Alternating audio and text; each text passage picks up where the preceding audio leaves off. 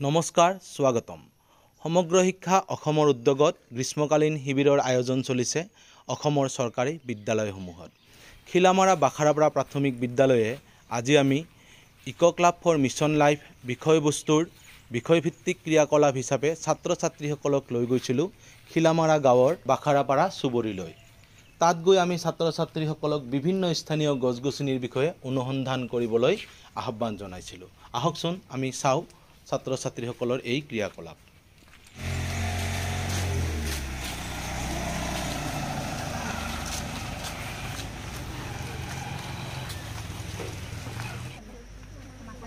এই লতা জাতীয় গছডাল তোমালোকে চিনি পাইছানে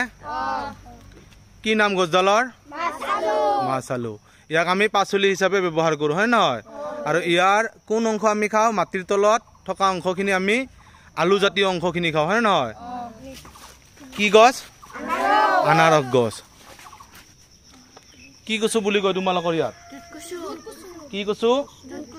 ঠিক আছে আৰু তাৰ ওচৰতে এই এটা আছে এয়া আৰু অনেক প্ৰকাৰৰ কচু কি কচু আৰু আছে এইডাল গছ এইডালৰ কি নাম কোনে ক'ব পাৰা এই গছডালৰ কি নাম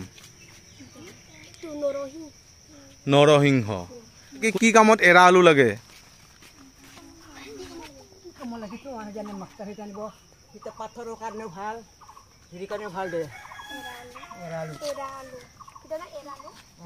স্কুলত ৰুব লাগিব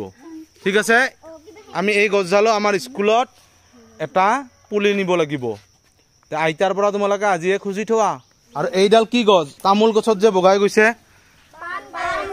কি গছ পান গছ আৰু ওচৰত এইডাল কি গছ ডালিম গছ আৰু ডালিমৰ ওচৰতে এয়া তোমালোকে ফল লাগি আছে কি গছ লেটিকু গছ হয়নে লমালমে লাগি আছে লেটিকুবিলাক কি গছ লেটিকু গছ এই গছডালৰ কি নাম কোনে জানা কোৱা যি জানা কোৱা আমি যেহেতু গাঁৱত আহিছো গাঁওখনত যি নাম কয় সেই নামটো আমি লিখি ল'ম ঠিক আছে ফুল নহয় বাহেকা আৰু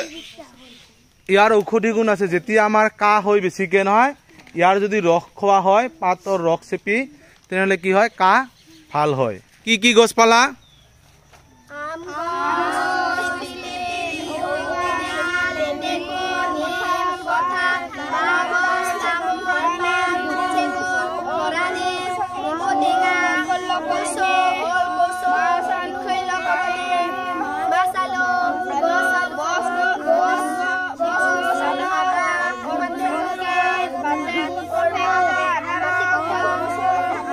এতিয়া আমি যেহেতু গছবিলাকৰ নাম পালো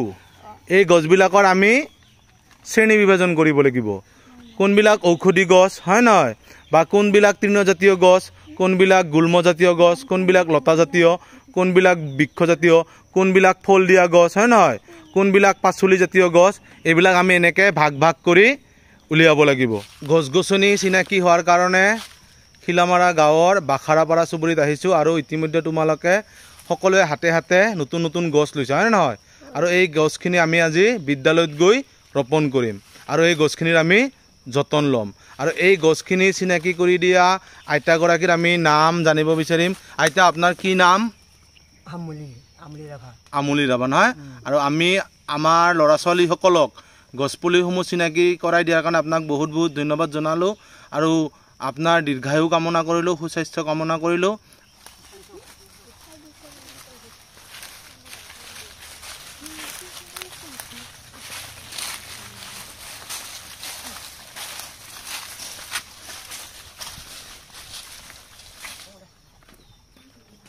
আইতাগৰাকীৰ পৰা আশীৰ্বাদ লোৱাৰ দৃশ্য আৰু প্ৰতিগৰাকী ছাত্ৰ ছাত্ৰীয়ে আইতাগৰাকীৰ পৰা মূল্যৱান গছপুলি লৈছে আৰু আশা কৰিছোঁ আমাৰ ছাত্ৰ ছাত্ৰীসকলে এই গছপুলিসমূহৰ ভালদৰে যতন ল'ব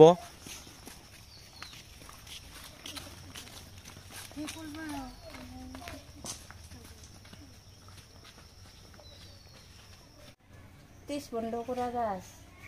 এটা আগুটেঙা আৰু এটা ফস আৰু এটা এৰালু এটা পাতে গাজা ৰন্ধনকৰ্মী লুচিৰাভা বাইদেউক ধন্যবাদ জনাইছোঁ। আৰু এতিয়া আমি ছাত্ৰ ছাত্ৰীসকলে এই গছপুলিখিনি আমাৰ বাগিচাত ৰোপণ কৰিম। নিৰু বাইদেউ আহিব। নিৰু বাইদেৱে আমাৰ ছাত্ৰ ছাত্ৰীসকলক গছপুলিসমূহ ৰোপণ কৰাত সহায় কৰিব। নিৰু বাইদেউ হাতত কৰ্কদাল লৈছে। এতিয়া আমি ছাত্ৰ ছাত্ৰীসকলে গছপুলিসমূহ ৰোপণ কৰিম। এয়া আমি বজগাছ ৰোপণ কৰিলোঁ। এয়া সৰ্বসুগন্ধি গছপুলি আমাৰ সম্প্ৰদায় উৎসৱৰ সময়ত ৰোপণ কৰা হৈছিল। আৰু এই গছডাল ৰোপণ কৰিছিল আমাৰ বিদ্যালয়ৰ সহকাৰী শিক্ষক সীমান্ত কুমাৰ ৰাভাই। আৰু এই গছডাল এতিয়া লহপহকৈ বাঢ়িবলৈ আৰম্ভ কৰিছে। আৰু ইয়াৰ কাষতেই এইফালে ৰোৱা হ'ল গণকচু।